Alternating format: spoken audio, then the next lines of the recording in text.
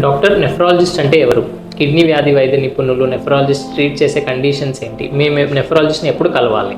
నమస్తే, నేను మీ doctor Siddharth, consultant nephrologist, Medicover hospital, Kurnool. మీ బ్లడ్లో, మీ బాడీలో సీరం క్రియాటిన్ లెవెల్ పెరిగింది అంటే దాని అర్థం మీకు ఏదో రకమైన ఒక కిడ్నీ సమస్య అయితే డెఫినెట్లీ ఉంది.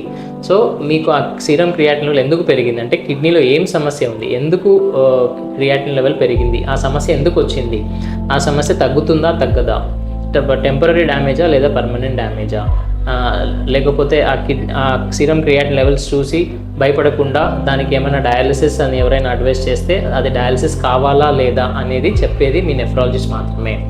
తర్వాత యూరిన్ సమస్యలు, ఎటువంటి యూరిన్ సమస్యలైనా, మీ యూరిన్లో ప్రోటీన్ పోతున్నా అంటే నురగ వస్తున్నా, మీ యూరిన్లో రక్తం పోతున్నా, మీకు యూరిన్ మంట ఉన్నా డెఫినెట్లీ మీ నెఫ్రాలజిస్ట్ని కలవాలి.